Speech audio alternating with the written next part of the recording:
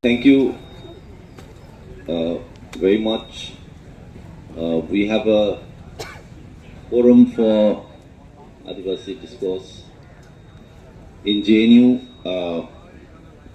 I didn't know about it, and I'm very happy to know that there is such a forum in JNU.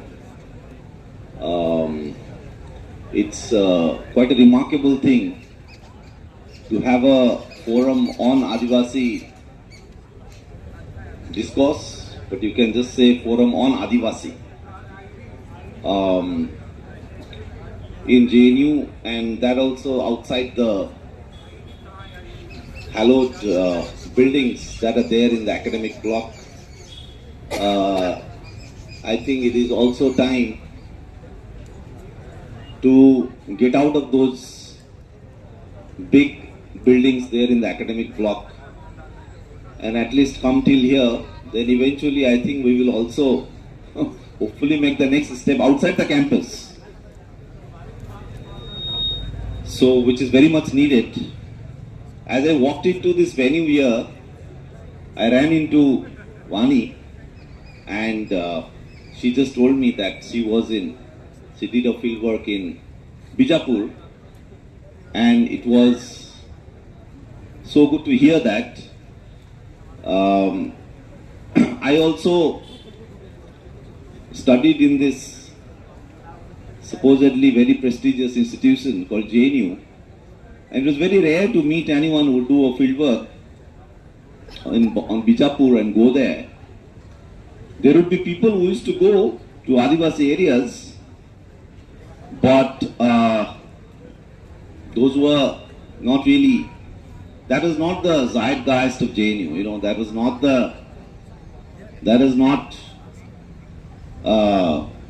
really JNU. Being JNU meant something else. So it's good that things have changed, and Adivasi is here. I did not have the honor to meet Abhay Khaka, and I'm getting to know about him.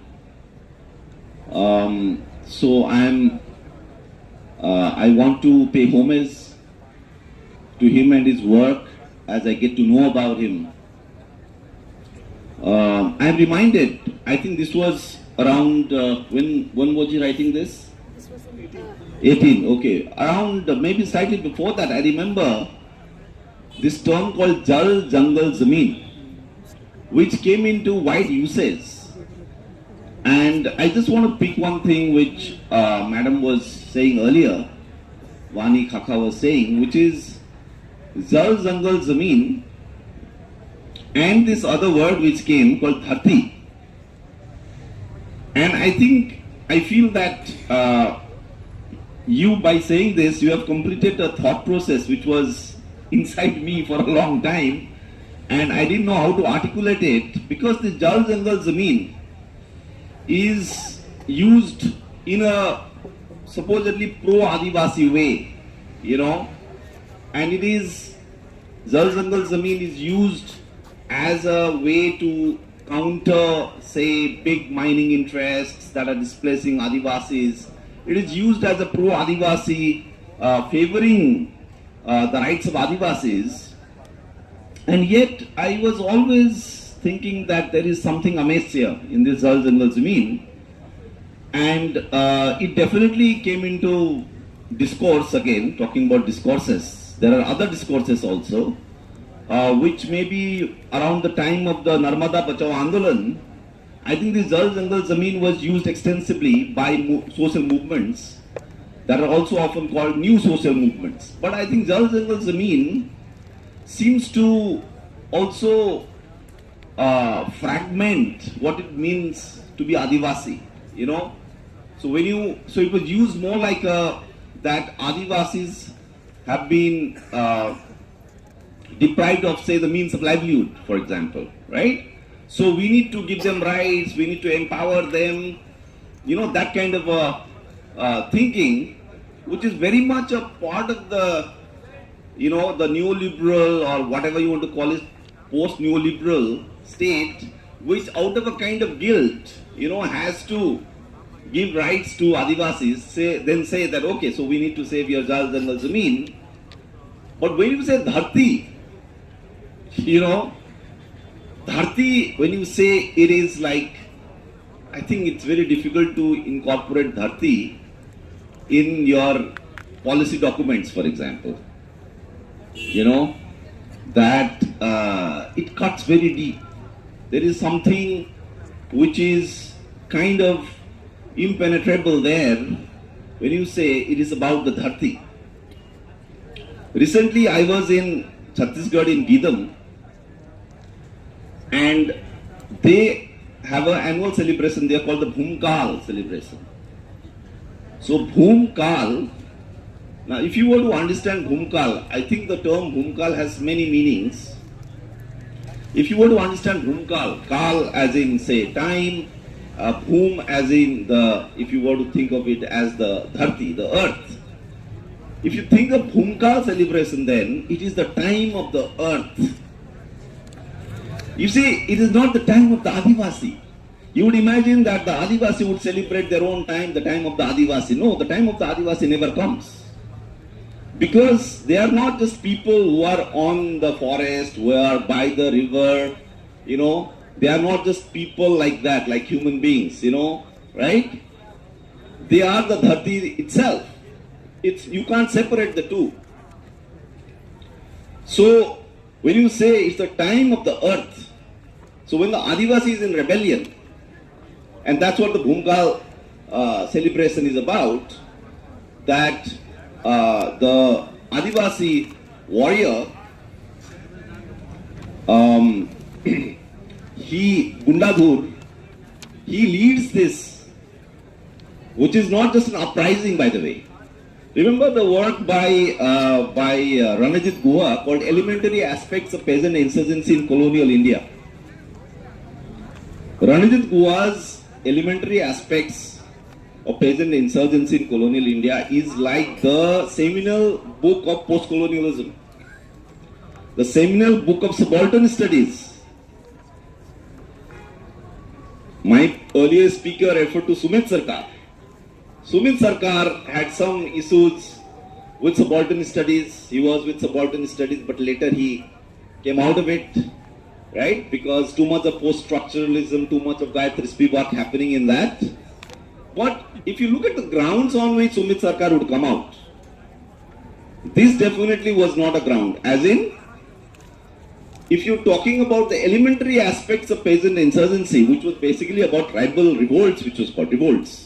So what the tribals did was either just rebellion, a revolt, or you can only talk about it methodologically only in terms of elementary aspects. So I was wondering, as I was sitting here listening to you, I was wondering, why only elementary aspects? Elementary, what the word means, right? Elementary. Like molecular structure or something in chemistry or something. Elementary, rudimentary. I was thinking, why not advanced aspects of peasant insurgency? I mean, he uses the term peasant insurgency, it's mostly about tribal revolts. Otherwise, an exciting, great work, right? Why not advanced? Why not conceptual? Conceptual aspects. Why only elementary? Why, when you talk about tribal, in fact, we also suffer from a poverty of language. The moment I say tribal, the default word which Google search will suggest, and my pathetic brain is also suggesting, is tribal के साथ revolt ही आ रहा है, tribal के साथ rebellion ही आ रहा है. Both rebellion and revolt is like a reactive kind of a thing. It does not positively suggest a world of its own. So I think what has happened in, say, a work like elementary aspects is that the tribal, what the tribal does, the agency of the tribal, is only regarded as that kind of a, I'm sorry to say this, but elementary also, like when you talk about an ant colony, for example. An ant colony, insects. there it's like that kind of elementary kind of thing. When you read Heidegger, you will see Heidegger will often refer to, like how insect colonies, and from there he will slowly come to what he calls life forms, right? So what has happened with the Adivasi is precisely this, that you have to talk about the Adivasi, what the Adivasi did in the 17th century, 18th century, 19th century, only as some kind of context to what the freedom movement is going to happen in the after Gandhi comes, right? It's like others are chopping the vegetables and all that, and finally the great chef will come, right? Some Sanjeev Kapoor or someone, those great chef will come, right? So what the Adivasis, and this is like counter elite history. This is supposed to be counter elite history. Ranajit Kaur's elementary aspects was supposed to be challenging the norm, challenging dominant conceptions of historiography. So it is as though it's only preparatory to the eventual freedom movement and the great Nehrus and the great Gandhis is going to come. And even I would be critical from this aspect of even Bhagat Singh, from this aspect. So when you then go into the Zal Zangal Zameen, and I remember when I have written on some of these issues, and when in my brain it comes, okay, now I'm writing an article, and then Zal Zangal Zameen has to be used. Because it's like a default kind of thing, it's easy to communicate what you mean, and it is not in itself a problematic term, because it is true that we need to defend the Zal Zangal Zameen, in Jharkhand, in Chhattisgarh, in all these places, right? But you see that it is attached to a particular kind of a discourse, which takes you in a very different direction. So you say, okay, how about Dharti? How about Bhum Kal? That's where the Bhum Kal is the time of the earth, is something which Adivasis are themselves celebrating. So when you say Bhum Kal, the time of the earth, it is both elementary as well as advanced at the same time. It is both elementary as well as highly philosophical and conceptual at the same time. It's about a particular conception of time. Right? Now, that kind of a way to understand the Adivasi situation, these institutions, JNU, DU, I think they have nothing to offer. And when you go there directly, and it's not just about going there again, we need to do a lot of under-laboring to be able to even have this language to understand this.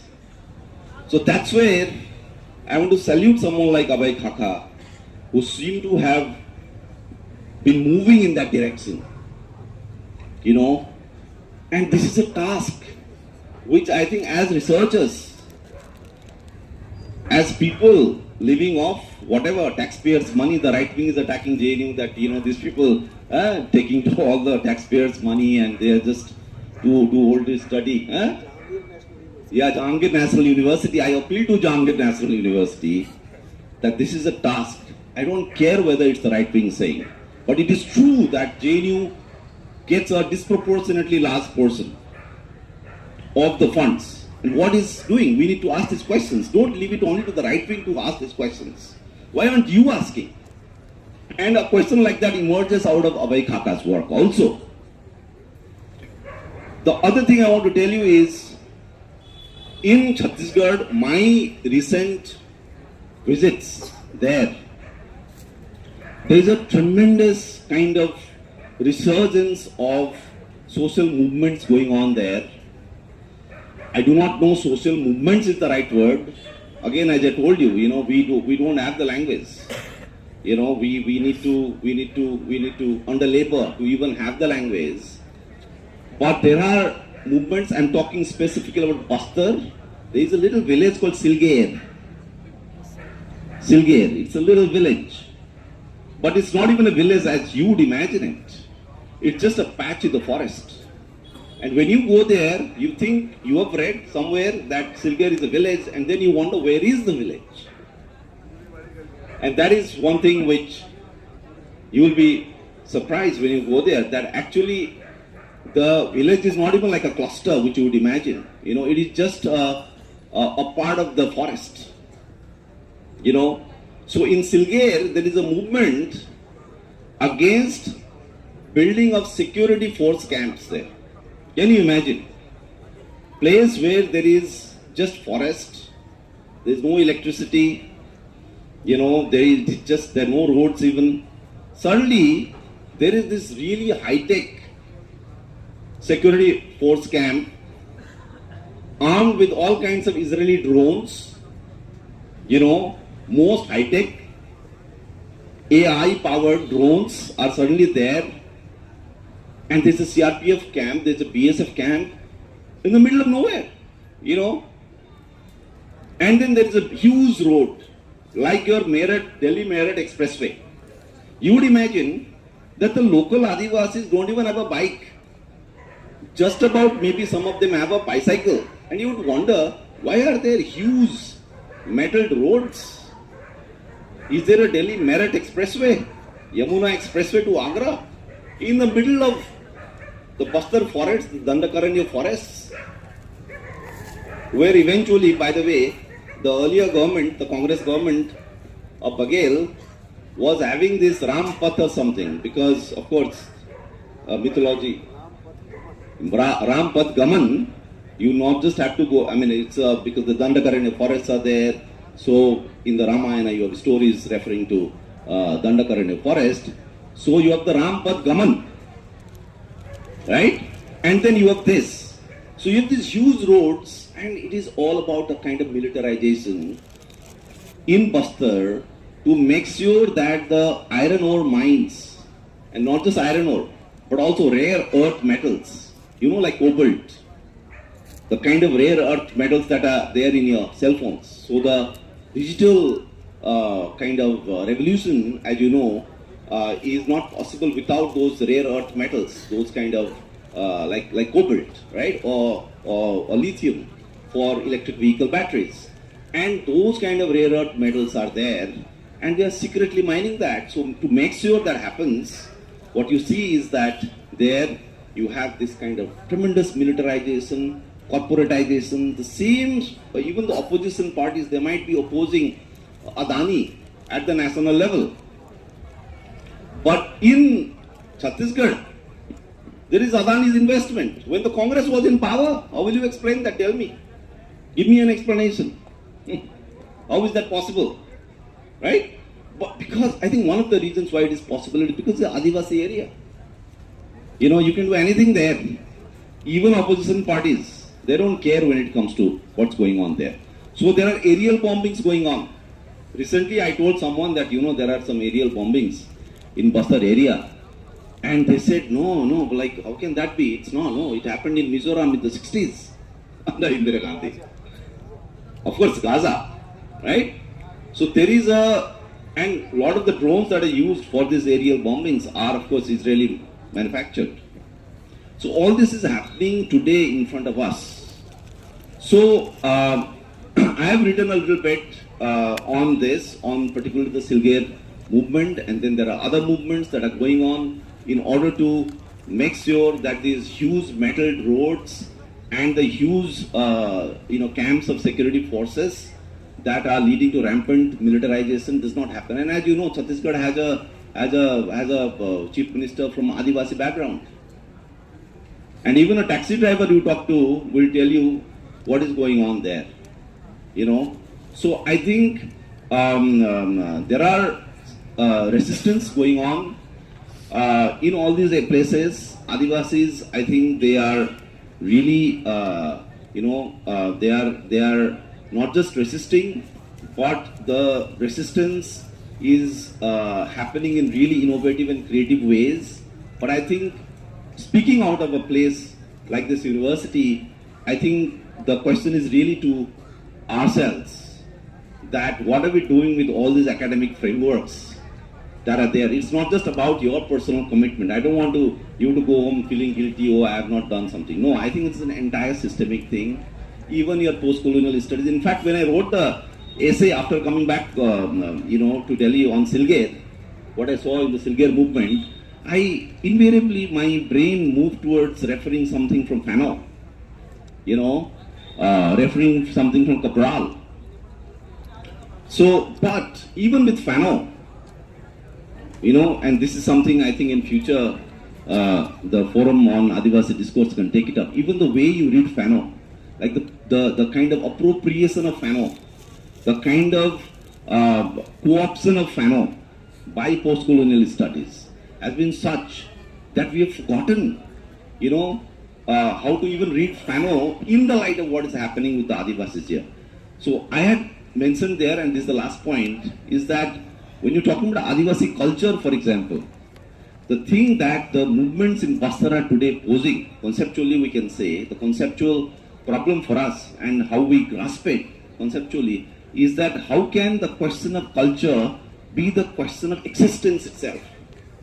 So it's not just about getting Adivasis and doing a millet festival here.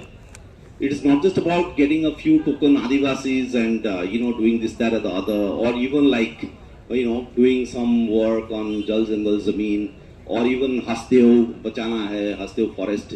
It's not just about that.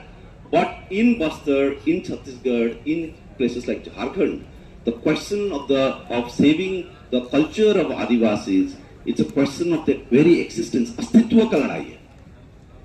Because it's their habitat. So when we say Mool Vasi, the Mool goes to the Dharti. You see? The Mool goes to the Dharti. So it's about their land and their habitat and their forest. So it's quite possible that Adivasis can become the working class and come to places like Delhi and become migrant laborers in Delhi, right? And then try to save their culture. No, it's not just that. Because these are people whose culture is connected to their land and to their forest and their habitat. And I think there is nothing about, this is not about romanticizing them. Right? It's not even like preserving them in that way of life. No. It is just a way of life. It is not that, an Adivasi cannot be something else.